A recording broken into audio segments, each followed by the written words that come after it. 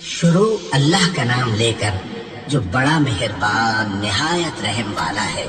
اور اے نبی، ان کو آدم کے دو بیٹوں حابیل اور قابیل کے حالات جو بالکل سچے ہیں پڑھ کر سنا دو کہ جب ان دونوں نے بارگاہ الہی میں ایک ایک نیاز پیش کی تو ایک کی نیاز تو قبول ہو گئی اور دوسرے کی قبول نہ ہوئی۔ تب قابیل حابیل سے کہنے لگا کہ میں تجھے قتل کر دوں گا۔ اس نے کہا کہ اللہ پرہیزگاروں ہی کی نیاز قبول فرمایا کرتا ہے۔ اگر تو مجھے قتل کرنے کے لیے مجھ پر ہاتھ چلائے گا تو میں تجھ کو قتل کرنے کے لیے تجھ پر ہاتھ نہیں چلاؤں گا۔ مجھے تو اللہ رب العالمین سے ڈر لگتا ہے۔ میں چاہتا ہوں کہ تو میرے گناہ کو بھی سمیٹ لے اور اپنے گناہ کو بھی، پھر تو اہل دوزخ میں سے ہو جائے، اور ظالموں کی یہی سزا ہے۔ آخر اس کے یعنی قابیل کے نفس نے اس کو اپنے بھائی کے قتل ہی کی ترغیب دی تو اس نے اسے قتل کر دیا، پھر خسارہ پانے والوں میں ہو گیا۔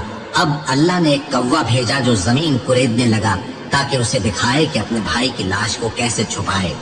کہنے لگا، ہائے کم بختی، مجھ سے اتنا بھی نہ ہو سکا کہ اس کوے جیسا ہی ہوتا کہ اپنے بھائی کی لاش چھپا دیتا۔ پھر وہ پشیمان ہو گیا۔